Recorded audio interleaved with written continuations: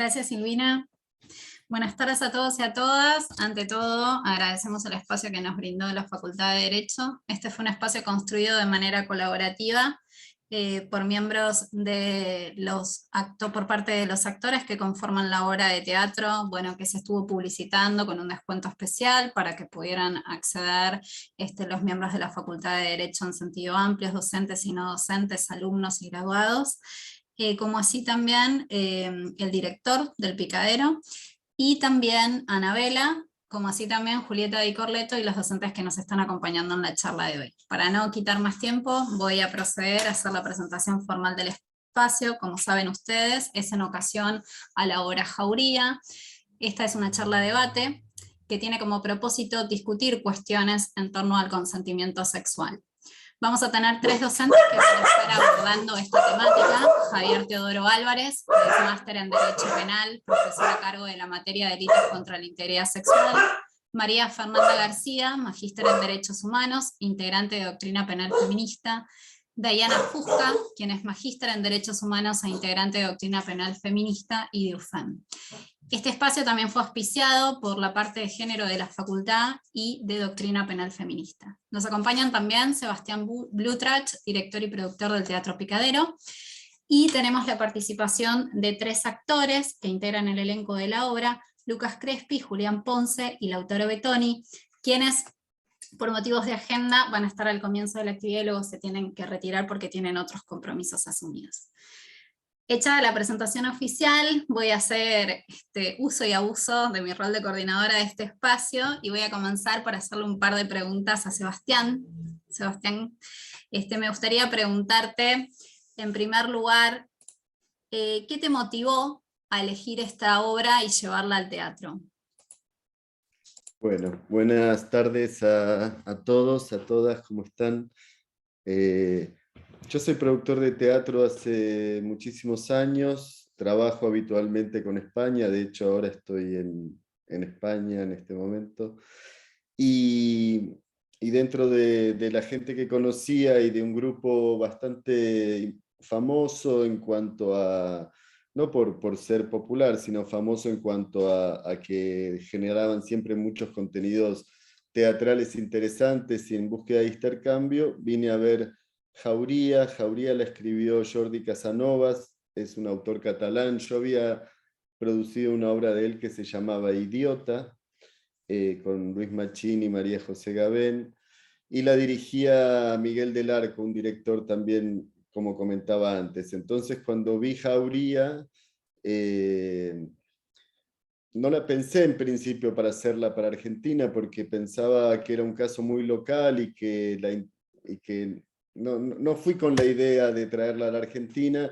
Cuando vi el espectáculo me sorprendió en todos los aspectos. Lo primero, porque por la gran dramaturgia que pudo hacer Casanovas con el copy-paste de un expediente judicial. Creo que consiguió un texto teatral muy interesante, muy bien realizado sobre declaraciones, ¿no? Es algo muy difícil. El teatro documental también es un género muy difícil, y estaba tan bien hecho, tan bien construido, y además tan universal, sin golpes bajos, sin nada. Me parecía que cuando la vi, ya la había leído, pero después cuando la vi ya había como un circuito donde no había prácticamente nada. Era sumamente didáctica, además de potente y estremecedora. Entonces me parecía que era un espectáculo que podía atravesar las fronteras, como así sucede, porque se está estrenando también en otros países, y que no iba a ser lejano a nosotros, por más que el caso fuera un caso en Pamplona, y que iba a ser atractivo para el público poder ver un espectáculo de estas características, además de todo lo que se puede hacer con la ficción en cuanto a abrir espacios como este, o con colegios, o con diferentes instituciones, ¿no? Siempre creo que lo que entra a través de la ficción tiene una potencia mucho más fuerte, más conmovedora y más transformadora que cualquier hecho que uno pueda leer en un papel, ¿no? O en un diario o otro tipo de comunicación. Así que bueno, compré los derechos y le hicimos en El Picadero, la estrenamos, íbamos a estrenar el 20 de marzo del 19, así que como saben no la pudimos estrenar por la pandemia, y después ya hicimos un recorrido muy, muy dispar con lo que fue casi 2 años de pandemia hasta esta última temporada que termina este domingo que viene en El Picadero.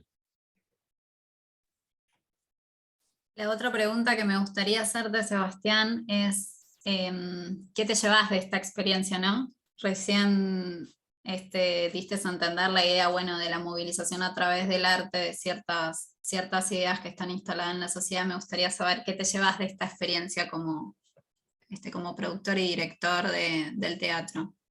A ver, el buscar materiales para producir, yo soy productor de teatro, vivo del teatro y busco encontrar un equilibrio entre el teatro que me gusta y buscar interesar a potenciales espectadores, ¿no? Por supuesto. Es una actividad privada, por lo tanto no es que yo tengo que hacer una gestión cultural desde El Picadero en búsqueda de algo en concreto, como sí lo hacen los teatros públicos, otro tipo de espacios. Pero sí en El Picadero y desde mi lugar me gusta, hay un compromiso con los contenidos que producimos, y encontrar este material sintetiza mucho de la búsqueda, ¿no? Digamos, por un lado, el poder captar el interés del público, por otro lado, meter temáticas que puedan generar concientización, que pueden transformar. Y este espectáculo tiene algo muy interesante desde mi punto de vista, que es que los violadores, los agresores, digamos, tienen un tránsito donde no están etiquetados previamente, ¿no? Digamos, hay algo de que en el tránsito del trabajo que se hizo hemos reconocido nuestras, ¿no? De nuestras masculinidades en esos personajes, y una identificación no con el hecho, sino con el límite tan pequeño que ha habido durante mucho tiempo, que sigue habiendo, y que a través de espectáculos como este uno puede seguir concientizando y seguir transformando eso, ¿no? Para que no se vuelvan a repetir este tipo de comportamientos. Así que me parece que conjuga un poco todo, la posibilidad de hacer un teatro que le guste al público teatrero en general, con la dificultad que es siempre hacer un drama respecto de una comedia, y a la vez el estar haciendo algo que tiene un compromiso, que es un tema actual y que puede ayudar a espacios como este, o incluso a funciones abiertas al público donde hemos generado debates y se han dado espacios sumamente interesantes de reflexión. Así que hacer teatro, poder vivir de nuestro trabajo y a la vez meter temáticas donde uno tiene un compromiso y poder intentar aportar nuestro grano de arena, es como que un círculo virtuoso, ¿no? En el trabajo. Muchas gracias, Sebastián. Voy a aprovechar entonces la oportunidad para conversar un poco con los actores, que los invito a habilitar el micrófono. Y bueno, va en esta misma línea, ¿no? La pregunta que tengo. Quisiera saber en particular qué se llevan como integrantes del elenco haber realizado esta obra, que en el mundo del derecho es tan importante para nosotros, a nivel de consentimientos en los delitos contra la integridad sexual. Y si sienten que a partir de la realización de esta obra cambió algo en la manera en que ustedes ven estos hechos que ocurren en la sociedad, o pudieron percibir algo mismo de la gente que asistió a ver la obra. ¿Voy yo? Dale. ¿Quién va? ¿Juli? Dale, dale Luqui. Dale vos. Mucho. A ver, antes que nada, agradecer, muchísimas gracias por esta invitación, por esta convocatoria. Me llevo un montón, me llevo muchas cosas. Lo primero que pensaba cuando escuchaba la pregunta es, viendo a Lautaro y a Julián, es un gran aprendizaje sobre la mirada que ellos ponen a temas como este. Digamos, somos generacionalmente, yo soy bastante más grande que ellos y puedo identificar algo que me pasaba a mí teniendo su edad, que creo que hoy, por suerte, no les pasa a ellos. No puedo hablar de un corte generacional en general, pero digamos, sí entiendo que obras como Jauría, como bien decía Sebastián, hacen un aporte desde lo teatral, pero a mí, estando desde adentro como actor, me puso en un lugar de mucha interpelación, de una interpelación muy directa. Hay algo, digamos, que uno ha atravesado a través de los años. Yo puedo acordar mis años de adolescente, y sin llegar al delito, me acuerdo de un montón de actitudes o de acciones que pueden tener que ver con ser un grupo de pibes en una plaza y chiflarle a una chica que cruza. Digamos, creo que hay algo de eso que tenemos que poner en cuestión permanentemente, ¿no? Como varones. Yo de Jauría me llevo eso, muchos comentarios del público, tanto masculino como femenino, tanto de chicas y chicos jóvenes como de adultos mayores. Me llevo muchas conversaciones que me han iluminado mucho con mis compañeros y con mi compañera y con el director y con el productor. Para mí ha sido una experiencia, y sigue siendo una experiencia muy gratificante, pero también muy aleccionadora. Gracias, Lucas. Aprovecho para felicitar a los actores, porque realmente cuando yo fui a ver la obra, veía el patriarcado en el escenario, y lo sentía, ¿no? Que muchas veces no se logra sentir, y eso me pareció un trabajo muy bien logrado. Muchas gracias. Gracias. Muchas gracias. Sí, siguiendo un poco en la línea de lo que comentaba Luqui, es verdad que entre nosotros hay una diferencia generacional, pero no por eso nosotros, bueno, con Lauti tenemos más o menos la misma edad, rozamos los 30, los dos, y si bien, digamos, somos más pibes, no es algo que a nosotros nos sea ajeno, ni mucho menos. Digo, también hemos tenido conductas en nuestra adolescencia que han estado fuera, digamos, Luqui decía, sin llegar al delito, pero siempre siguiendo, ¿no?, la línea del patriarcado, de lo que hemos aprendido muy erróneamente.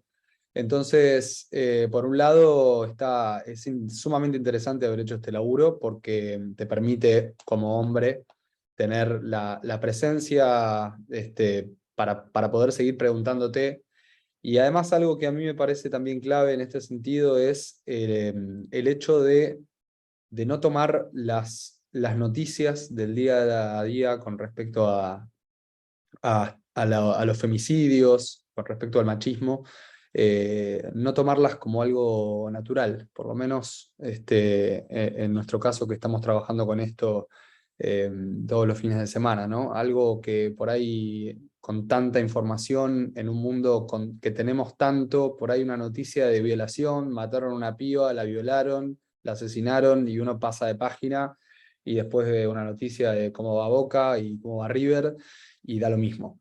Y creo que en ese sentido, poder poner un poco más el foco ahí, poder hacer foco ahí, y preguntarse, indagar a otras masculinidades que tal vez no están tan cercanas a este material como nosotros, también importa, porque una de las cosas también que son claves es que los hombres nos sigamos preguntando y sigamos indagando, sobre todo entre nosotros.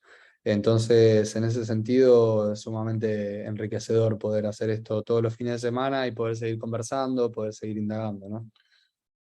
Sí, sumando un poquito a lo que decía Luqui al principio, a mí un poco también me hizo tomar registro de la impunidad que manejaba o que tenía en ciertos aspectos o momentos, y nada, como que es una obra que todo el tiempo la van acorralando de a poquito, ¿no? Como con pequeños gestos y pequeñas acciones, y me parece que retrata bastante bien algunas dinámicas que atraviesan, digamos, las las feminidades o los colectivos no hegemónicos y demás. A mí puntualmente hay algo que me quedó bastante del personaje que a mí me toca hacer, que es mi último texto, digamos el último texto que digo, en el cual hablo de la intimidación ambiental, ¿no? Como esa pequeña sumatoria de gestos que van haciendo que lentamente la persona oprimida, digamos, no pueda tener, no vea opción de hacer nada. A veces es mucho, o sea, en la realidad sucede mucho más que la gente que viola o que abusa son pibes que se ven más como nosotros que un tipo con una máscara y un machete persiguiendo en un bosque, ¿no? Entonces hay algo para mí de esa fina línea en la que todos los perpetradores, por decirlo de alguna manera, elegimos ponernos de un lado o del otro, y para mí hay algo de ese pequeño gesto y de esa pequeña acción que van condenando y que van acorralando a la persona que me parece que habla mucho de la época en la que vivimos, porque un día puede ser que te quedaste solamente en el chiflido desde la plaza, y otro día fue que por ahí eligieron caminar 2 cuadras atrás de ella y no hacer nada, y otro día, bueno, digamos, para mí hay algo de la sumatoria de pequeños gestos y de los puntos límites de las cosas que lo retrata bastante fidedignamente y que por lo menos a mí me parece interesante. Yo no había tomado noción antes de la obra, sí, digamos, bueno, con los tiempos en los que vivimos y también el estrato socioeconómico en el que nos desarrollamos, podemos reflexionar acerca de algunas cosas y cuestionarnos distintos privilegios y demás. Entonces, no es que llegué a la obra sin estar un poco inmerso en el aura, sabía de lo que trataba y demás, pero para mí esto de la intimidación ambiental y de que basta con que el autor del delito con sus propios actos organice una pequeña situación ambiental por una serie de circunstancias que la víctima interpreta como algo, ¿viste? Lo que es inútil ofrecer una posible resistencia por su parte. Es como, para mí ahí se condensa bastante bien lo difícil de este caso puntual, ¿no? Como que nada, viniendo de pibes de mucha guita, con una cantidad de abogados y un aparataje tremendo, puede llegar a ponerse en tela de juicio semejante acto. Y para mí en esas pequeñas acciones hay bastante para indagar y buscar, porque es en las pequeñas cosas que estas cosas suceden, ¿no? Como, me parece. Muchas gracias. Yo cuando te escuchaba no podía dejar de acordarme que cuando salió este caso a la luz con Javier Álvarez, hicimos varias actividades hace un montón de años. Pues hicimos cuando salió el fallo, que salieron los movimientos feministas en España, hubo réplicas acá, sobre todo para esto que decías vos, ¿no? Que uno lee un femicidio, una violación en el diario y en la sociedad se sigue consumiendo las noticias como si nada. Una de las tareas que tenemos como cuerpo docente de la facultad es poner en agenda, visibilizarlo y que forme parte de la política educativa para generar que el alumnado y también los cuerpos docentes e integrantes de la facultad logren revisar sus prácticas, sus puntos de vista, ¿no? Rever cosas que antes veían de un modo y que a partir de una charla la pueden empezar a ver de otro, porque la única manera de poder generar un cambio es hablando de estas cosas. Entonces, por eso son tan importantes estos espacios en la facultad, y por eso es importante que hayan estado ustedes, por la interdisciplina, para llegar a mayor cantidad de personas en la comunicación de esta problemática que atraviesa todos los niveles sociales, como bien indicaste vos, y de los cuales los hombres también forman parte, como bien dijeron, porque una de las cosas que llama la atención es que cuando hacemos actividades así, hay poca cantidad de varones. Esto se está revirtiendo bastante ahora, pero bueno, es un problema que afecta a la sociedad toda, ¿no? Entonces, para generar un cambio tenemos que estar todos comprometidos. Así que no quiero abusar más de sus agendas. Les agradezco mucho a Sebastián, a Lucas, a Julián, a todos que hayan estado aquí presentes, y por sus reflexiones, por compartirlas con nosotros y por el compromiso asumido en haber hecho una puesta en escena tan vivencial, diría yo, ¿no? Porque realmente se transmite ese mensaje cuando se va a ver la obra. Muchas gracias, Silvina, a vos, y bueno, veo casi 97 participantes, así que también agradecer a Muchas todos los que gracias. están presentes. Gracias. Gracias por venir. Sebastián, no sé si querés decir las palabras. Sí, mientras escuchaba un poco lo que hablaban, me parece es curioso, ¿no? Esta es una obra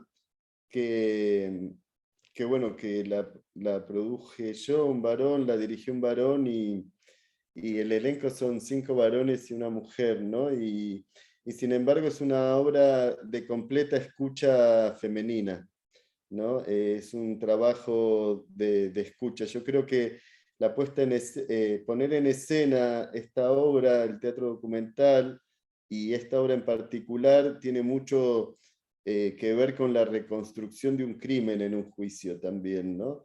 Y tiene también ese efecto de poder, al teatralizar la situación, aparecen y se escuchan y se desmenuzan muchísimos matices, y por eso es tanto el aprendizaje, ¿no? Nada de lo que uno antes lo remarcaba, digamos, la ficción lo que permite es ampliar las capas y el daño, ¿no? Generado y todo lo que se va produciendo, ¿no? Desde lo que hablaba Lautaro de tener chicos bien de Sevilla con sus recursos para poder defenderse, donde podían poner una cautelar para que no los nombren ni saquen sus fotos, donde los abogados consiguieron que no se den directo el juicio, donde las declaraciones en la prensa no se condecían con lo que sucedía en el expediente, ¿no? Y que haya salido el fallo y que después haya sido modificado por la Corte Suprema y que haya sido un disparador para los movimientos de mujeres en España. También me preguntabas por qué hacía esta obra, porque también esta obra fue un antes y un después, o está siendo, porque el proceso es largo dentro de la justicia y de la transformación dentro de la justicia, ¿no? Porque y todo eso se dio desde este caso en particular y del movimiento de mujeres que fuertemente fue provocando socialmente este cambio, no solo en la sociedad, donde ahora nosotros como varones que formamos parte del elenco hacemos reflexiones sobre nuestra masculinidad que seguramente no haríamos 10 años atrás de ninguna manera, ¿no? Porque no estaba planteado dentro de las posibilidades. Así que creo que esta obra tiene muchísimas capas, tanto judiciales como de comportamientos grupales, como de patriarcado, nada, muchísimo para sacarle el jugo, y me parece un material sumamente interesante. Así que bueno, gracias por la invitación, espero que si la vieron, que la hayan disfrutado y que la charla aporte información que haga poder disfrutar aún más lo que vieron en el teatro. Gracias. Gracias por haberse sumado. En la obra de teatro se ve muy bien la transmisión de la idea de las prácticas que se desaconsejan dentro del sistema de justicia, sobre todo la ausencia de una escucha activa por parte de los operadores judiciales, la intervención de sesgos, de estereotipos, sobre todo cuando declara a la víctima, y bueno, en oposición, la credibilidad del relato de los varones, como bien señalaban los actores, que nos pone un poco a revisar nuestras prácticas como operadores judiciales y como integrantes del sistema de educación, ¿no? Lo que transmitimos en las aulas y esta deuda pendiente que hay a nivel social en cuanto a la educación sexual de los integrantes de la sociedad, para poder comprender cuando alguien está consintiendo de manera válida un acto sexual y cuando no. O sea, esto es otra de las materias pendientes que tiene la sociedad, por eso es tan importante visibilizarlo, ¿no? Educar nos hace más libres, tener información al respecto también. Así que les agradecemos nuevamente y le voy a dar paso a nuestro primer expositor, Javier Álvarez, que va a hablarnos un poco acerca del consentimiento. Bueno, buenas tardes a todos y a todas. Un gusto estar nuevamente acá. Muchas gracias a la profesora Silvina Alonso, como siempre, por organizar este tipo de eventos. Como también dijo Silvina, nosotros ya veníamos trabajando también sobre este tema, así que es una alegría volver a convocarnos en esta nueva oportunidad para charlar sobre estos temas. También quiero agradecer a Doctrina Penal Feminista, particularmente a Julieta Di Corleto y a todo el equipo, que son grandes amigas y gente que admiro mucho y que es un espacio que realmente me parece como muy importante. También al director del teatro, los actores, a la actriz que participa de la obra. Quienes no fueron a ver la obra todavía, bueno, si tienen la oportunidad, no se lo pierdan. Realmente es una obra que, más allá de todo el tema que nos convoca el día de hoy, una obra que está muy bien actuada y que además, yo no soy actor, pero asumo que debe ser muy difícil de llevarla a cabo porque tiene mucho parlamento, tiene mucho diálogo, nunca hay un instante de silencio, y genera como mucha tensión también en el espectador, aunque uno ya sabe, aunque uno ya sepa, digamos, la historia, digamos, está tan bien contada, tiene tan buen impacto que realmente la recomiendo. Y bueno, por supuesto también al centro de graduados y a mis colegas de panel, que también estoy muy contento de compartir con ellas esta actividad. Bueno, la verdad que el caso de la manada, como ya un poco estaba diciendo Silvina, y un poco nos hablaba el director cuando nos contaba cuál había sido el origen de la obra, fue un caso que generó un antes y un después en lo que tiene que ver con las causas sobre violencia sexual. A nivel global, o al menos en lo que tiene que ver con Iberoamérica, con nuestro impacto en nuestra región en particular.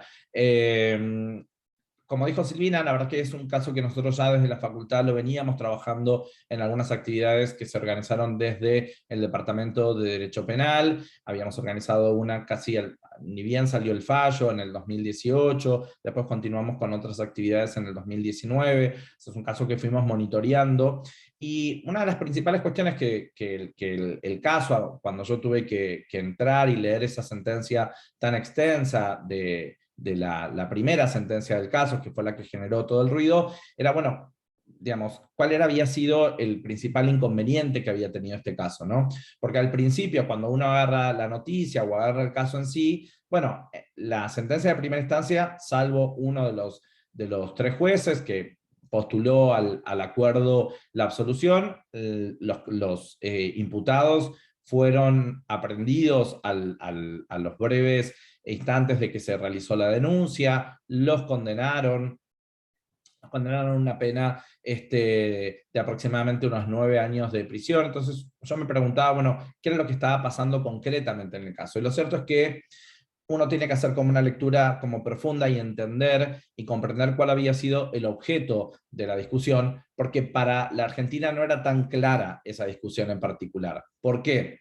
Porque en realidad la discusión más central o más evidente, más allá de que después el caso, como bien decían recién el director y los actores, abre un montón de debates que vamos a estar compartiendo con ustedes, pero el principal gran debate, el primero, el que nos enfrentó un poco a analizar esto más jurídicamente, tenía que ver con una discusión que para nosotros es por suerte ajena, y ahora les voy a explicar en un rato por qué digo que es por suerte ajena, pero que tiene que ver con una manera en la cual están tipificados los delitos sexuales en España, o por lo menos como estaban hasta hace muy poquito tiempo atrás. Muy poquito tiempo, me refiero a semanas. Y esto tiene que ver con que el Código Español hacía una distinción entre dos figuras muy claras. La figura de agresión sexual, que requería un medio comisivo para cancelar el consentimiento, que era la violencia o la intimidación, y la figura del abuso sexual por prevalimiento, que no requería este medio comisivo. Lo que pasa es que ambas figuras tenían un impacto punitivo bastante diferente. La agresión sexual era un delito más grave, el abuso sexual por prevalimiento tenía una pena bastante menor. Entonces, en general, esto lo que hacía era que se tuviera que discutir si efectivamente en el caso concreto había mediado violencia o intimidación. Bueno, para entender un poco todo esto que les estoy contando, quiero hacer un breve recorrido sobre cuáles son los distintos modelos de construcción de los tipos penales en materia de delitos sexuales. Si uno quisiera hacer con una breve línea de tiempo, si se me permite, digamos, como para esquematizar un poco esta discusión, uno podría encontrar que en un primer momento, ¿no?, en el nacimiento de los códigos penales actuales, de principios del siglo pasado, en general, este tipo de dispositivos penales eran utilizados para imponer una suerte de moralidad sexual en la población.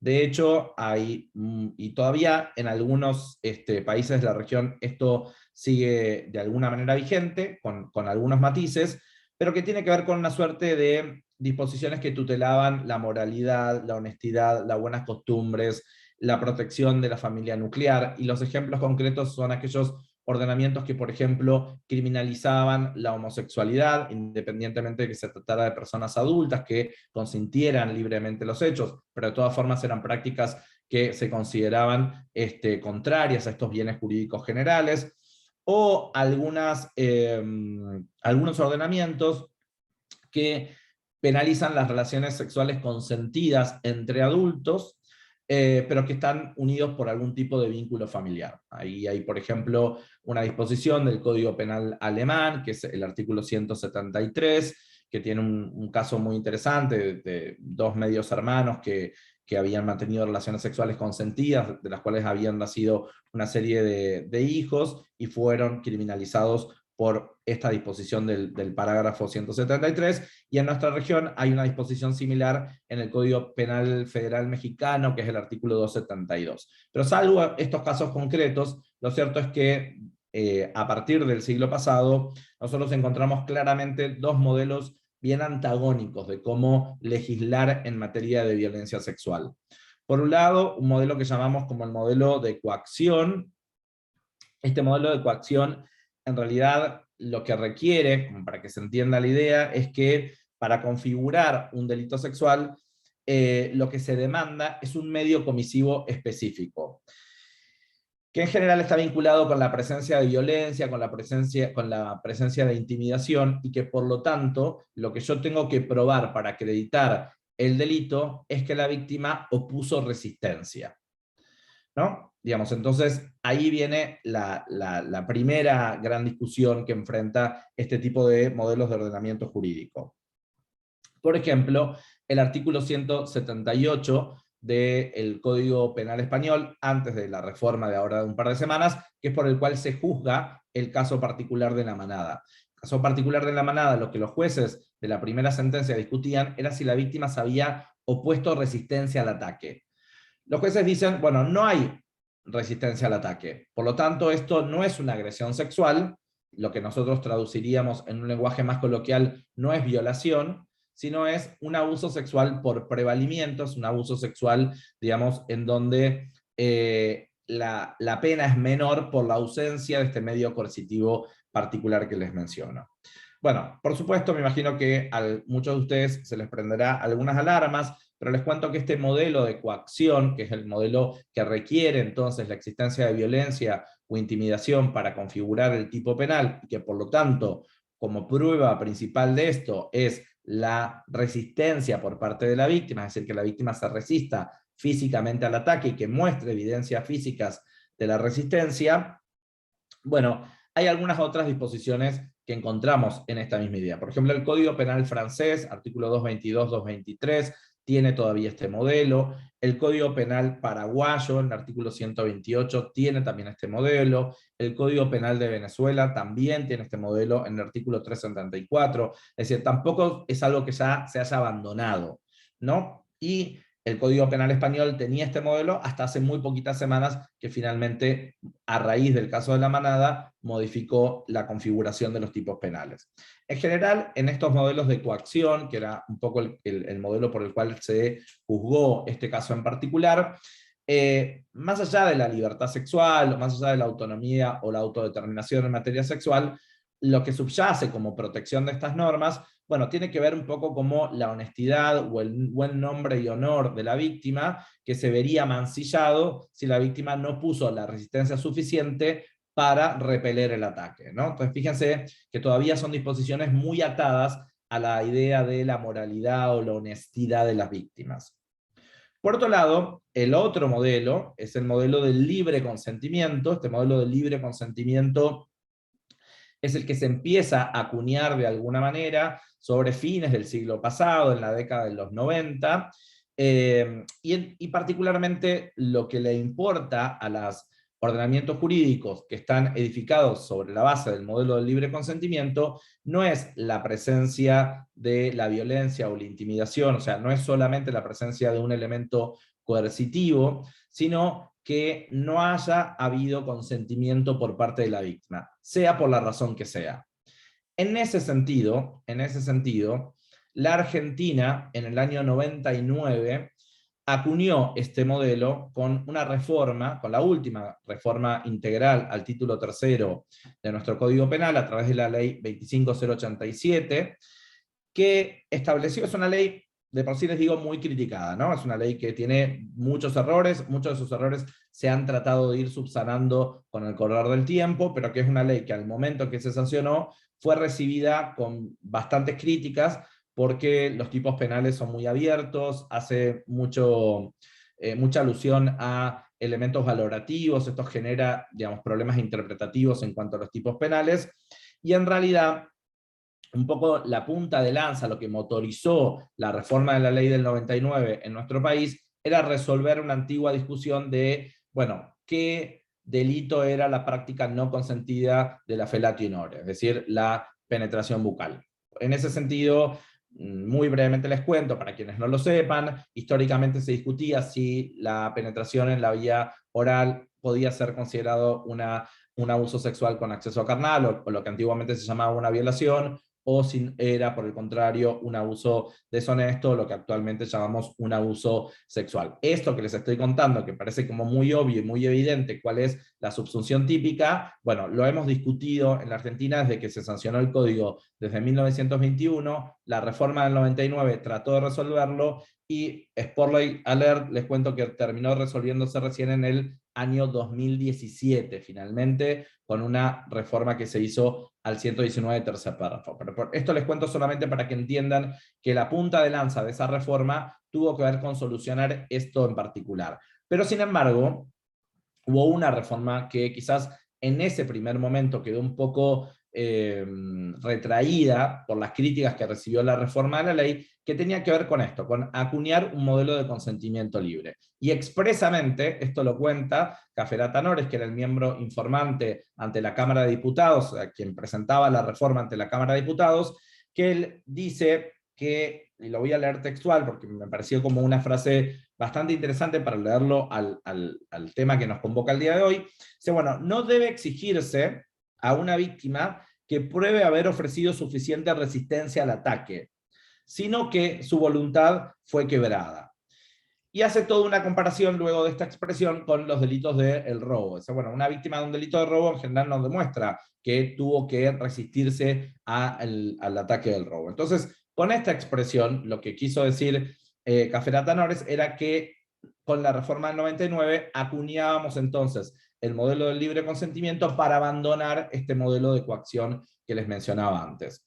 De manera tal que los abusos sexuales quedan configurados, digamos, en términos generales, como en la figura básica, haciendo una distinción respecto a la edad del sujeto pasivo. Las personas menores de 13 años siempre va a ser delito, porque, digamos, esto es una presunción que no admite prueba en contrario, y en el caso de las personas mayores de 13 años, se requieren medios comisivos que vayan afectando el consentimiento. Y ahí sí se establece la violencia, la amenaza, o bien el abuso coactivo de una relación de dependencia, autoridad, poder, y acá viene lo significativo, que es esto lo que yo les marcaba, que probablemente esta discusión nosotros no lo hubiésemos tenido en la Argentina como sí se tuvo en España. Es que la reforma del 99 incorpora la siguiente expresión, o que por cualquier causa la víctima no haya podido consentir libremente la acción. Fíjense que lo dice de manera literal, de manera expresa. Entonces, desde el año 99, la Argentina, digamos, su legislación penal en materia de delitos sexuales está edificada sobre la base del modelo del consentimiento libre, ¿no? Más allá que alternativamente, digamos, incorpora o mantiene los elementos coercitivos como la violencia o la amenaza. Pero esta frase, que en un momento fue muy criticada porque generaba una apertura del tipo penal a distintos escenarios de distintos eventos, bueno, puede incluir lo que el actor nos comentaba al principio, que él se sentía impactado por esta idea de la intimidación ambiental, ¿no? Digamos que fue también una discusión que surgió de la primera sentencia en el caso de la manada, y que en nuestro caso estos supuestos de intimidación ambiental entrarían sin ningún problema en el tipo penal por esta expresión que les acabo de mencionar, que es una incorporación que hace la ley 25087 del 99, que como les digo, Esta ley tiene muchísimas críticas, yo he sido uno de los grandes críticos también de esa propia ley, pero sí hay que reconocer que esa expresión nos ha evitado muchos problemas que la legislación española los ha resuelto recién hace muy poquito tiempo. Otras legislaciones que también tienen este modelo similar al nuestro es, por ejemplo, la reforma chilena que se dio en el 2010. En 2010 se reemplazó la expresión incapacidad de resistir, que decía la legislación chilena anterior, por la incapacidad de oponerse. También el Código Penal peruano, tiene una expresión similar a la nuestra, en su artículo 170, dice, cualquier entorno que impida a una persona dar su libre consentimiento, ¿no? Y luego, digamos, algunas reformas un poco más cercanas, como la del Código Penal alemán en el 2016, y la reciente reforma del Código Penal español, que luego del caso de la manada puso entonces en evidencia esta crisis que el modelo de coacción generaba y provocaba, y que finalmente hace unas muy pocas semanas terminó modificándose. Por otro lado también, y con esto ya voy un poco cerrando para dejarle paso a mis colegas de panel, les cuento que este modelo de coacción también ha sido observado en términos de derechos humanos y en términos de perspectiva de género. Fue observado particularmente por la jurisprudencia del Tribunal Europeo de Derechos Humanos, en un caso muy conocido que se llama MC versus Bulgaria, es un caso del 2003, en donde concretamente el Tribunal Europeo dice que el modelo de coacción no se ajusta a los lineamientos de los derechos humanos porque exige la prueba de la resistencia física.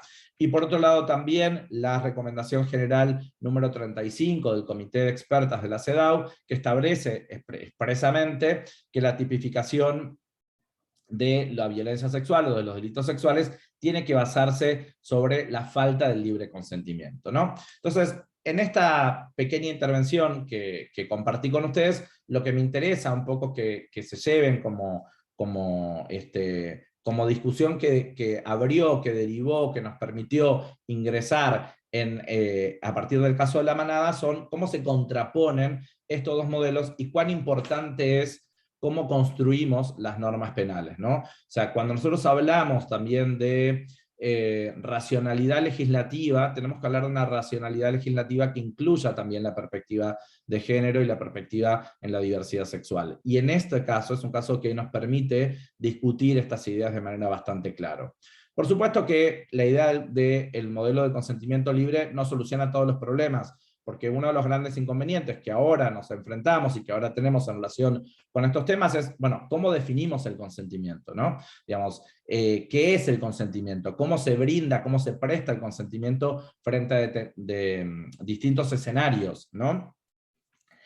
Bueno, sobre eso, entonces le dejo la palabra a mi compañera de panel, que va a entrar directamente en este tema, y después, si quieren, podemos seguir discutiendo algunas otras cuestiones vinculadas con estos temas. Bueno, muchas gracias a todos y a todas por la atención. Le dejo la palabra a María Fernanda. Bueno, muchas gracias. Si les parece, gracias Javier por la bellísima introducción a mi exposición, más que una introducción. Si quieren, comparto pantalla. No sé si me dan el ok. Voy a dar una filmina muy, muy breve. Díganme si ahí se ve. Me da la sensación... Se ve perfecto. Que voy a Se tener... ve perfecto, se ve perfecto. Ah, mira, les puedo ver igual. Pensé que no iba a poder. Bueno. Mi intención entonces es retomar donde dejó Javier. Antes que todo quería agradecer por la convocatoria, Silvina, Julieta, a los 6 actores, anoté los nombres: Vanessa, Gabriel, Lautaro, Lucas, Juan y Julián, a la dirección y producción de la obra, a todos quienes participaron y trabajaron en la obra, y al teatro también por la convocatoria, por estar acá. Me gustaría comenzar con una frase que fui apuntando, me permití ir apuntando varias frases de la obra, que entiendo que son parte así de la sentencia. Esta frase es una pregunta y dice: ¿estás segura que querés tener sexo con todos nosotros? Es una frase, como bien dije, que pude apuntar cuando vi la obra unos domingos atrás. Fue uno de los 5 varones que protagonizaron la obra, el que a modo de ironía afirmó que en un contexto de fiesta, de madrugada, de alcohol, de charlas sobre sexo, no le iban a preguntar a la víctima, ¿estás segura que querés tener sexo con todos nosotros? La pregunta resulta ser una de las múltiples omisiones que surgen de modo invariable en el relato de los 5 varones involucrados en el caso. Nos habla de muchos aspectos que son abordados con meridiana claridad a lo largo de la obra, de lo que hicieron los 5 varones, pero también de lo que dejaron de hacer, del concreto ejercicio de las sexualidades masculinizadas, de esta cofradía masculina en el marco de la cual se ponen en juego los roles de género, y que supongo que Diana nos va a poder ilustrar mucho mejor, de los contextos en los que se dan las relaciones interpersonales, y en particular los encuentros sexuales, los elementos que esos contextos pueden aportarnos para entender cómo, por qué, cuándo se tienen relaciones sexuales, de las construcciones que se efectúan del concepto de consentimiento sexual, que un poco es el puntapié de Javier, interseccionado por otras construcciones, como lo son la de masculinidad y feminidad hegemónicas, del lugar en el que se coloca la mujer, de esa imposibilidad por parte de ella de traccionar una respuesta distinta por su parte, y de la nula importancia que esa imposibilidad tuvo para los 5 varones. Y también nos habla de los silencios, que son utilizados en favor de la objetivación de las mujeres y de la negación de sus deseos. Esta pregunta, ¿estás segura que querés tener sexo con todos nosotros?, irrumpe, o en realidad más bien la ausencia de su formulación, irrumpe en un escenario político actual de mayores demandas por parte de ciertos sectores de la población civil, en particular los movimientos de mujeres y el colectivo LGTBI, respecto de la necesidad de rever las lógicas bajo las cuales se dan las relaciones de tipo sexual, y el lugar que se depara al consentimiento y a la autonomía de la voluntad fundamentalmente de las mujeres. La obra Jauría se introduce por completo en esos debates y nos habla, sin atajos, de manera directa, de las múltiples violencias a las que son sometidas las mujeres, y en particular las violencias de tipo sexual. La problematización del consentimiento sexual surge transversal, es un eje central de la obra. Me permití apuntar algunas frases textuales que surgen del testimonio de la víctima en muchas ocasiones, y también preguntas que surgen del interrogatorio, del complejísimo interrogatorio al cual fue sometida la víctima. Primero retomaré algunas frases del interrogatorio. Se le preguntó cómo es que una persona que dice sentirse amedrentada decide besarse con uno del grupo. ¿No será que en ese momento estabas manteniendo relaciones? También se realizaron afirmaciones por parte de la defensa al momento de hacer el interrogatorio. Usted no hizo nada para hacerle sentir que estaba en estado de shock. Usted no presentó ningún tipo de disconformidad. No hizo ningún gesto ni ninguna manifestación. En la acusación fiscal y en el cuerpo de la sentencia, volcados en la obra de teatro, también se problematiza de manera central el consentimiento o la ausencia del consentimiento de la víctima.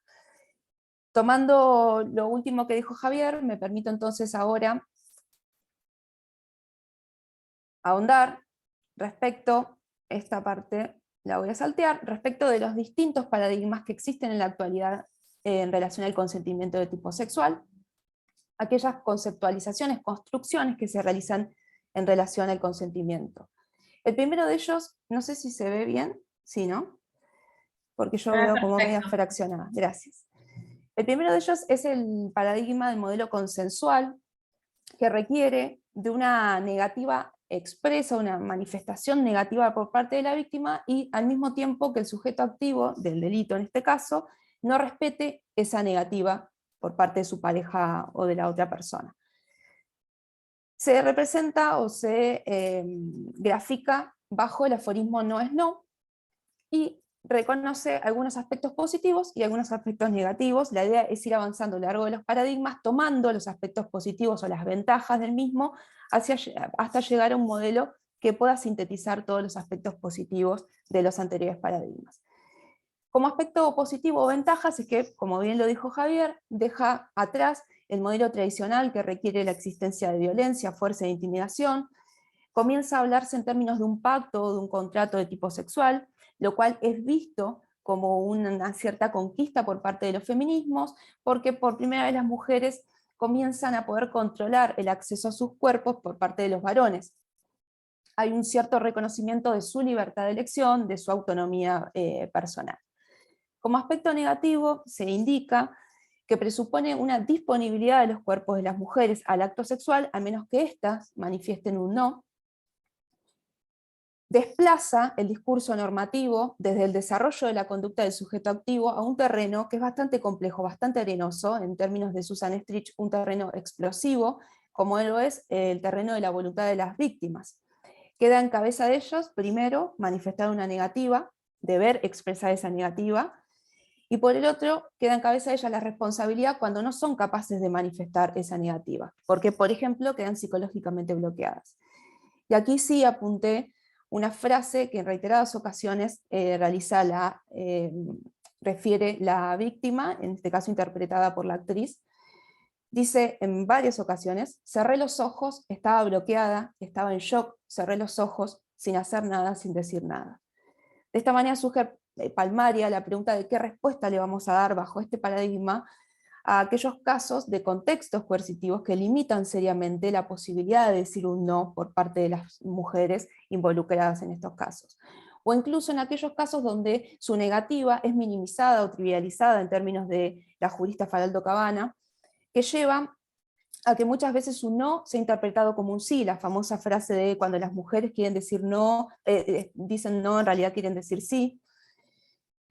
Hay una predisposición generalizada de los varones a interpretar ciertas conductas o señales de las mujeres como una disponibilidad al acto sexual, como por ejemplo que beban alcohol en compañía de 5 varones, que se retiren de un lugar en compañía de 5 varones, y en este sentido retomo una pregunta de la defensa. ¿Cómo es que una persona que dice sentirse amedrentada decide besarse con uno del grupo? ¿No será que en ese momento estabas premanteniendo relaciones? Hay una interpretación del besarse con uno de ellos como una aquiescencia, como una venia al acto sexual, al evento sexual posterior con los 5 varones. El gran problema de este paradigma es que el consentimiento surge como un constructo basado en estándares masculinos. El consentir es una actividad, citando a una jurista actual muy prestigiosa, Pérez Hernández, surge como una construcción típicamente femenina el consentimiento. Es actividad privativa de las mujeres consentir o rechazar el acto sexual. Y además choca con otro obstáculo, y es que el consentimiento tradicionalmente es concebido como concebido como un concepto estanco, como una imagen que se cristaliza en un momento más allá de las variaciones temporales y más allá de las condiciones que pueden variar a lo largo de un evento sexual. Muchas veces el consentimiento brindado a una práctica no se extiende al resto del universo de las prácticas sexuales, o inclusive un consentimiento brindado al inicio puede limitarse en sus alcances con posterioridad. Surge entonces como una noción, o aparece a la luz como una noción descontextualizada, deshistorizada, citando a Pérez Hernández. El segundo de los paradigmas es el del consentimiento afirmativo. Al igual que el anterior, se distancia de este requisito de la violencia, la fuerza y la intimidación, pero en este caso requiere de una afirmativa al acto sexual. Por eso se grafica con el aforismo solo sí es sí. En este caso presupone la indisponibilidad del cuerpo de las mujeres, a menos que éstas manifiesten un sí o una afirmativa. Se dice que en materia probatoria es más sencillo mostrar la presencia del consentimiento que su ausencia, y además, como ventaja, se señala que el silencio en este caso no va a tener un significado ambiguo, sino que va a tener un único significado, y es la negativa.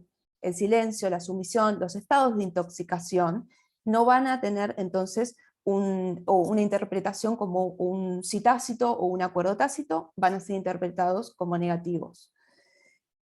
Sus aspectos o sus desventajas en realidad es que continúan colocando el foco de atención en la víctima, al igual que el paradigma anterior, prescinde de indagar en la intención del sujeto activo, y no logra dar una respuesta a la complejidad del escenario que nos presentan los contextos coercitivos, que muchas veces llevan a tener o a mantener encuentros sexuales que en realidad no son deseados. Finalmente, propongo que veamos el paradigma del consentimiento comunicativo o el modelo de negociación, que es muy desarrollado por doctrinarias de todos los continentes, me atrevería a decir, pero solo para mencionar algunas: Gruber, Pérez Hernández, Anderson, Faraldo Cabana. Nos hablan de la necesidad de generar un verdadero cambio interpretativo en torno al consentimiento sexual, abandonar esta tendencia a colocar el foco de atención en las manifestaciones externas de las personas que denuncian los eventos sexuales, abandonar esta tendencia a pensar que hay una predisposición generalizada al acto sexual, ya sea por rechazo o por el deseo, y en su lugar prestar atención a los detalles, a los contextos en los que acontecen estos eventos sexuales, a la intimidación ambiental de la que tanto habla la obra y la sentencia que Javier explicó con anterioridad. Entonces, tomando los elementos positivos, las ventajas de los paradigmas anteriores, proponen construir un consentimiento basado en la comunicación, en el diálogo activo, en la participación fluida, en que cada pareja sexual pueda manifestar lo que quiere y lo que desea en el momento, al tiempo que presta atención a lo que su pareja manifiesta que desea o no desea. Surge entonces, de manera muy visible, que la responsabilidad pasa a estar compartida. Por primera vez, entonces, centramos la atención en el autor y dejamos de focalizarlo exclusivamente en lo que hace o no hace la víctima. De esta manera, preguntas como las que realizó la señora fiscal en su interrogatorio a los imputados, le preguntó: ¿qué tal? ¿La pasaste bien? ¿No le pareció raro que ella cerrara los ojos? ¿No consideraron preguntarle si estaba bien? Y respuestas de los imputados, como por ejemplo: no considerábamos necesario porque la veíamos bien, en ningún momento nos dijo no paren. Preguntas y respuestas como estas deben tener un análisis necesariamente diferente bajo este paradigma. Análisis como el efectuado por la fiscal. Las conversaciones se dan siempre entre varones, es lo que se ve: una mujer de rodillas con 5 hombres rodeándola. Ese escenario de acontecer, necesariamente debe tener un reproche bajo este paradigma. Para contribuir al debate, algunas reflexiones finales. Me parece necesario definir el consentimiento sexual contemplando las dimensiones socioculturales e individuales que adquieren los sentidos y significancias que colectivamente construimos en base a estos eventos, a los eventos sexuales, a las violencias sexuales. Intentar distanciarnos de estos estereotipos que prescriben el consentimiento como algo típicamente femenino, colocar necesariamente, ponernos los lentes contextuales, tomando en cuenta los escenarios, las circunstancias, las referencias, y en esto las teorías relacionales de la autonomía de la voluntad brindan herramientas valiosísimas, porque nos aportan una lectura del caso individual a la luz de las estructuras internas y externas, a las personas involucradas que las atraviesan necesariamente y determinan su actuar. A mi entender, tomando estos puntos, necesariamente vamos a llegar a preguntarnos respecto a que las relaciones sexuales pueden ser consentidas o no, pero también pueden ser deseadas o no, y va a conducir invariablemente a que la pregunta: ¿estás segura que querés tener sexo con todos nosotros?, deje de ser la excepción para pasar a ser la regla. Muchas gracias. Intenté ir rápido para no pasarme. Súper claro, María Fernanda, la verdad que es súper clara la exposición y estás muy bien complementada con el marco que nos dio Javier. Así que para terminar de cerrar de manera integral este tópico tan troncal que es el punto en crisis dentro de los delitos contra la integridad sexual y sobre lo que versa la obra de teatro, le damos paso a Dayana. Ella va a hacer esta intersección del tema que acaban de tratar Fernanda y Javier con los estereotipos, a lo que ya salió al inicio de esta charla. Dayana. Muchas gracias. Bueno, primero voy a ser reiterativa, pero quiero agradecer por la invitación a las organizadoras, a Silvina, a Julieta, Doctrina Penal Feminista, Anabela, bueno, y a los compañeros de panel. Quiero también agradecer, bueno, y felicitar a los actores, y a la actriz, y al director, y a todos los que hacen la obra, porque me pareció una obra estupenda, maravillosa, que plantea muchas de las problemáticas en muy poco tiempo que se dan en torno a las violencias sexuales, el tratamiento judicial de las violencias sexuales, tomando además el expediente, lo que debe haber sido un trabajo complejo, muy bien logrado. Y de todos los temas que trata la obra, yo voy a poner el foco en lo que es el uso de estereotipos y prejuicios identitarios de género, en los mitos en torno a las violencias sexuales y cómo eso entra en consideración del consentimiento y de la desacreditación y el silenciamiento de las denuncias de violencias sexuales. Para eso les voy a compartir también un PowerPoint, a ver si puedo. No sé por qué no puedo. Un segundo. A ver. Dame un minutito. No, como anfitriona deberías poder. Sí. Lo tengo acá. Un segundo. Ahí está, ahí aparece. Ahí va. Ahí lo estamos viendo. Bien. A ver. Listo. Ahí pasa. Sí. Bueno, ahí está. Bueno, esto es lo que les decía del tema de los estereotipos. En primer lugar, bueno, hay un estereotipo de la violación real que desde los años 80, diversas autoras, feministas, ponen el punto en que hay creencias que son esencialmente compartidas acerca de la clase de varones que cometen violencias sexuales, las clases de mujeres que pueden ser víctimas de estos delitos y la forma en que se llevan adelante las violaciones. Hay un mito que es que la persona que es víctima de violencia sexual tiene que resistir, incluso poniendo en riesgo su vida, escaparse y denunciar inmediatamente para ser creíble. Los estereotipos en sí no son cosas malas. La psicología social estudia de que todos usamos estereotipos y atajos mentales para poder desenvolvernos en la vida de sociedad. El tema es cuando son prejuicios identitarios de género que están asociados a grupos socialmente marginados o desaventajados, como son los prejuicios en relación a las mujeres que acceden al sistema penal. Ahí también hay ya textos clásicos como el de Elena Rarrary, o el trabajo de la Defensoría General sobre la discriminación en las decisiones judiciales de 2010, que ya nos hablan de que las mujeres que acceden al sistema penal son acusadas de mentirosas, fabuladoras, corresponsables por haber propiciado la agresión, el estereotipo de la mujer honesta, es decir, las características que tiene que tener una mujer para ser protegida por el sistema penal. Y estos estereotipos son una generalización que es contraria a la evidencia fáctica disponible, ya que la mayoría de las experiencias reales de las mujeres y personas víctimas de violencias sexuales no se corresponden con este estereotipo. Y ahí entra un problema, es prejuicioso precisamente porque tiene como una tendencia a resistirse a la contraprueba. Sigue prevaleciendo, aunque haya prueba disponible, elementos reales que lo desacreditarían.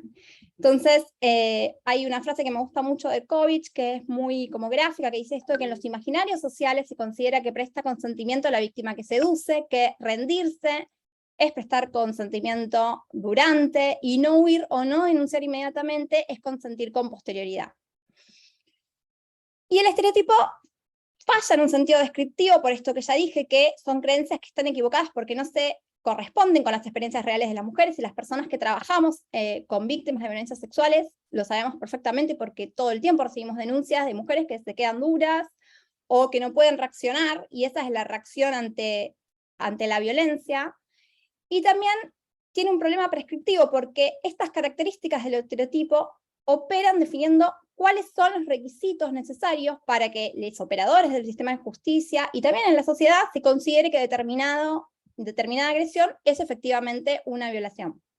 Entonces, ya Estrich, Susana Estrich, que la nombró también María Fernanda, en los años 80 ya hablaba de cómo este estereotipo limita la comprensión de las experiencias reales de las mujeres y que la consecuencia directa es la despenalización de todos aquellos hechos que no se corresponden con el estereotipo. Entonces, más allá de lo que digan las normas y los estándares y todo el andamiaje legal que tenemos, en las prácticas, estos estereotipos terminan despenalizando, de hecho, las agresiones sexuales que no son conformes a ellos, ¿no?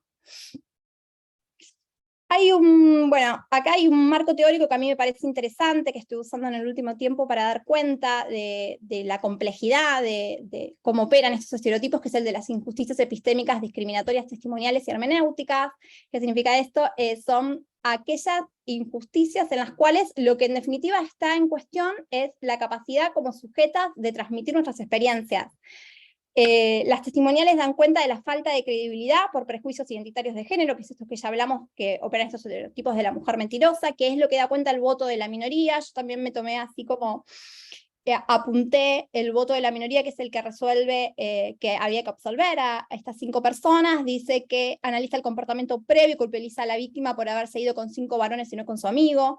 Luego analiza el comportamiento de la víctima durante la agresión, que no opuso suficiente resistencia, que no habló, que donde él escuchaba gritos decía que estaba gimiendo. Destaca que no había lesiones anales. Y también analiza el comportamiento posterior, analiza los posteos de Instagram de la víctima de un año después de haber sucedido los hechos, para concluir de que no había entonces estrés postraumático. También analiza la conducta de los varones, diciendo de que no tenían conductas adecuadas a lo que es el estereotipo de las personas que cometen violaciones sexuales.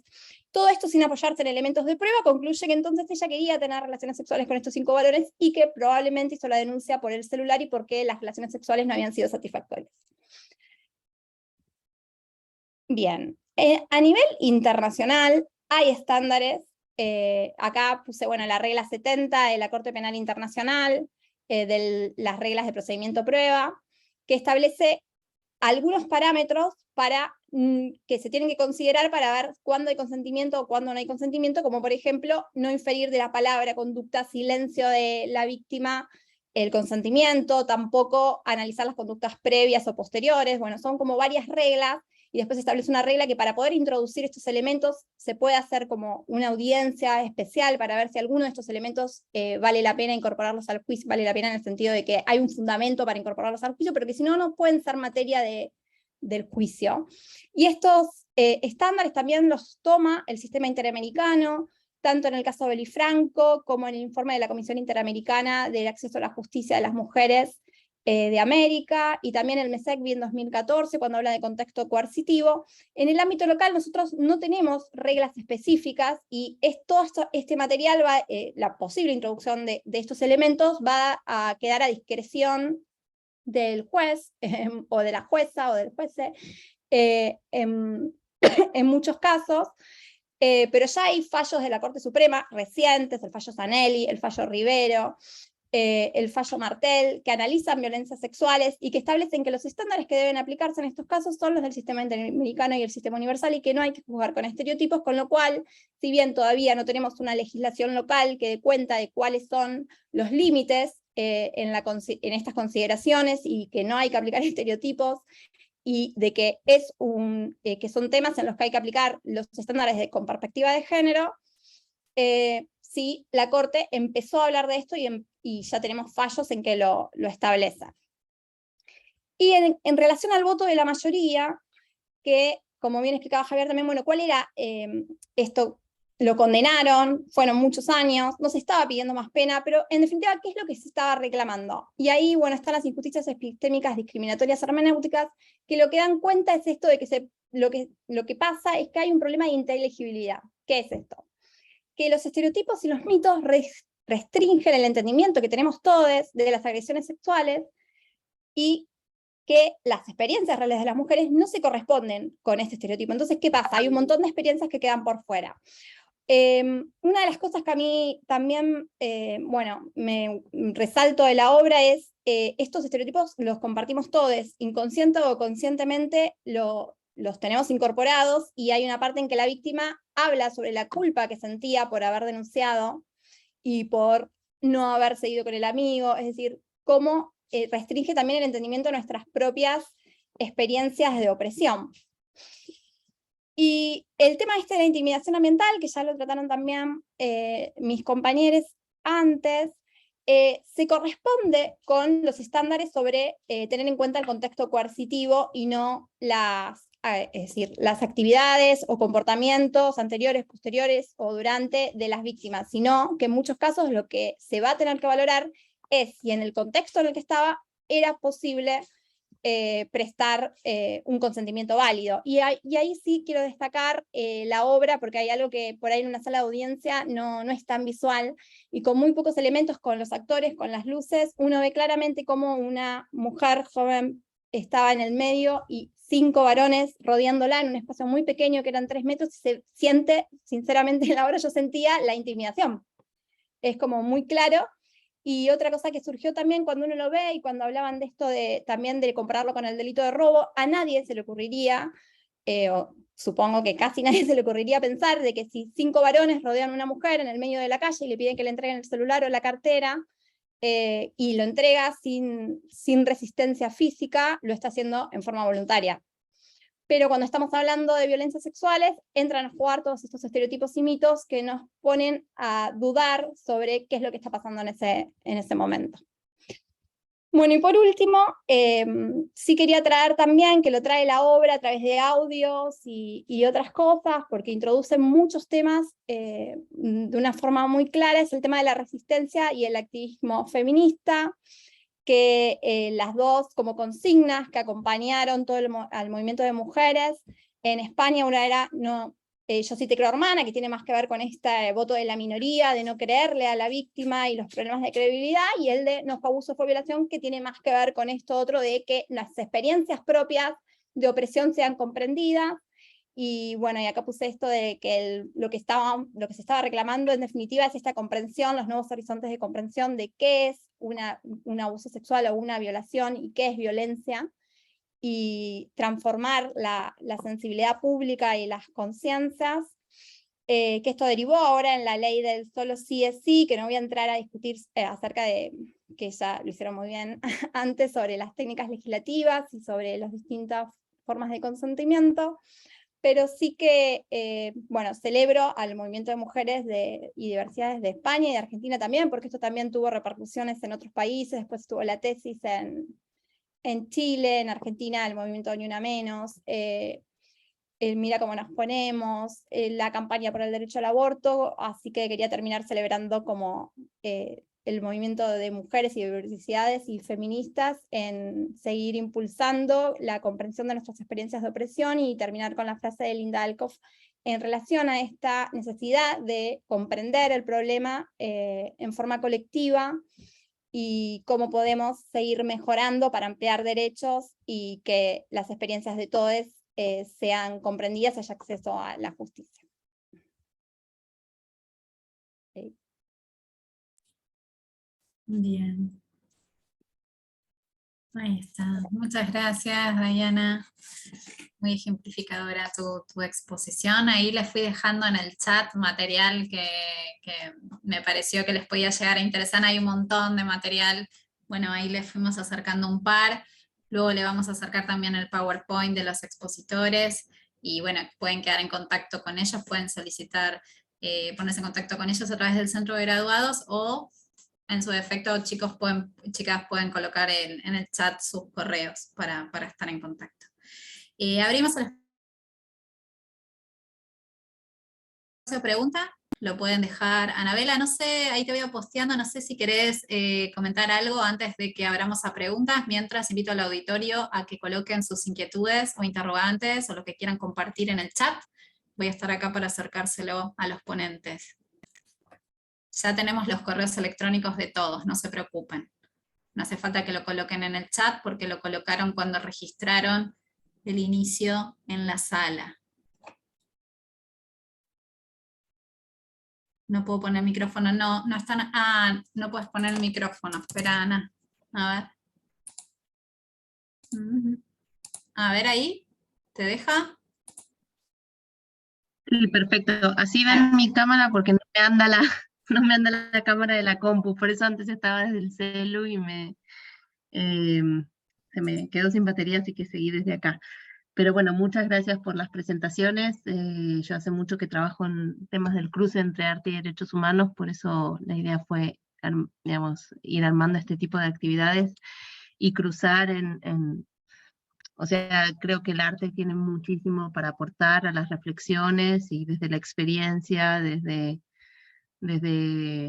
todas las sensaciones que nos generan muchas veces obras de teatro, películas obras de arte en general, así que creo que en este cruce hay mucho por ver. Me parece súper interesante que hayan organizado esta actividad. Y nada, y capaz una de las cosas que a mí más me conmovieron de la obra, como para tratar de movilizarla tanto entre operadores de la justicia, funcionarias y funcionarios, y adolescentes y jóvenes, es capaz por lo que creo que hay dos cosas más que señalaría. Una es la no bajada de línea. Me parece que moviliza mucho internamente sin una mirada binaria clara, tratando de simplificar todos los problemas que se abordan en la obra, desde lo que es la violencia en general, la violencia de género en particular, el rol del Poder Judicial y de la justicia. Es todo más complejo que decir esto, no sé, como bajadas de líneas simplistas que a veces necesitamos usar para explicar los temas desde el derecho, los derechos humanos. Creo que mantiene una tensión interesante para movilizarnos desde distintos puntos. No sé, eso es algo que yo rescato mucho. A mí me movió mucho como mujer también ver la obra y repensar un montón de cosas propias. Me atravesó todas las veces que la veo, me vuelve a atravesar. Así que creo que me parece que eso acerca también la posibilidad de que la obra sea un espacio de encuentro y reflexión. Me parece que acerca muchas, no sé cómo explicarlo, pero siento que permite un espacio de encuentro, así que me alegro mucho que se haya generado este espacio. Bueno, no mucho más, así que muchísimas gracias por el encuentro, y ojalá sigamos por esta vía. Queda el domingo que viene para que la vean, y nuestra intención es seguir moviendo la obra en distintas provincias, ante distintos públicos. El elenco va a seguir disponible para armar acciones, así que acá estamos. Un abrazo fuerte. Muchas gracias, Anabela. Bueno, acá hay muchas felicitaciones. Nos agradecen el material del PowerPoint, que sigan actividades como estas, destacan la intersección entre el arte y el derecho, la visibilización de la temática. Y sobre todo hay una pregunta vinculada con los trabajos de prevención, ¿no? A nivel de política pública. No sé, para cualquiera de los tres expositores, ¿quién quiere responder? Desde el Estado, ¿cómo se podría trabajar en la prevención para la toma de conciencia en los casos de delitos contra la integridad sexual?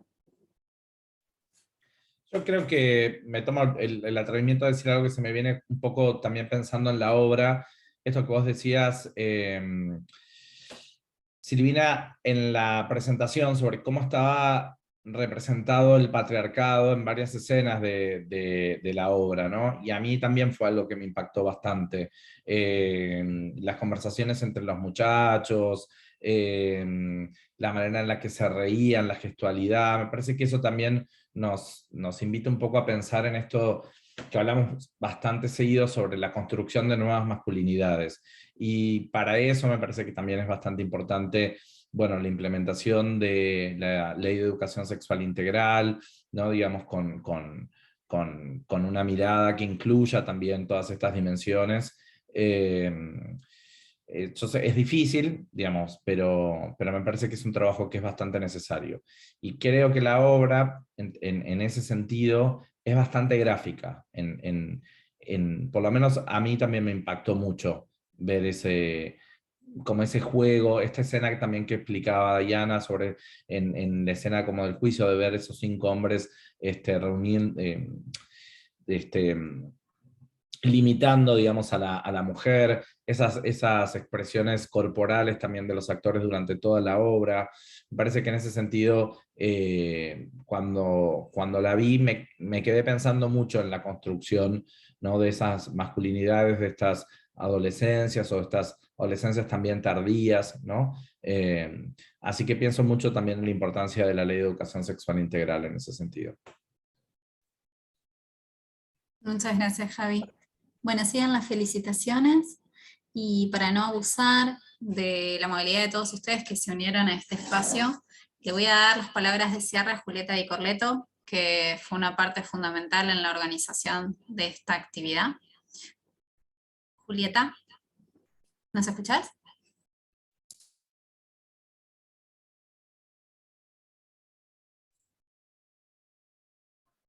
A ver, me parece que tenemos un problema de conexión. A ver, Juli, ¿nos escuchás? Yo escucho. ¿Ustedes se escuchan ahí? Sí, ahí te escuchamos perfecto.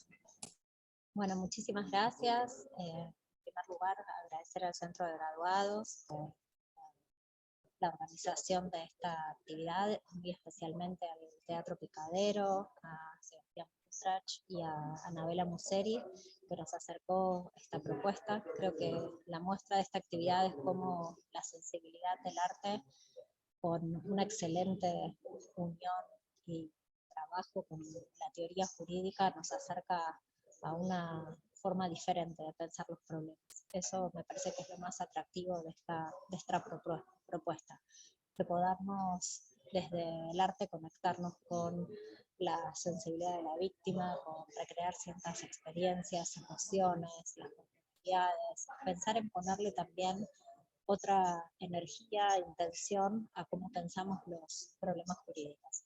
Quería agradecer especialmente a Javier Álvarez, a María Fernanda García, a Dayana Fusca, que son 3 personas que están en la actualidad trabajando de manera muy profunda y seria. Julieta, te perdemos. Si querés apagar la cámara. Bueno, que han hecho un excelente trabajo. Agradecerles muchísimo entonces por su tiempo y la generosidad con la cual han compartido sus conocimientos.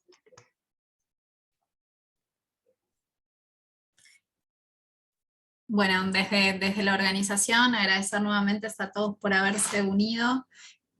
A Javier, que siempre es un gran colaborador de estos espacios, aun cuando somos los primeros en empezar a hablar del tema, él siempre está apoyando estas conversas, que siempre son difíciles hasta que se instalan en la agenda educativa y bueno, luego proliferan los espacios en este sentido.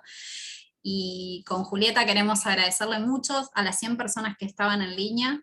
Creemos en la educación como un proceso comunicacional para transformar realidades, y para poder transformar una realidad necesitamos conversar, interpelarnos y replantearnos nuestras propias prácticas para empezar a cambiar la transmisión de esas ideas que hacemos desde los espacios en los cuales somos actores.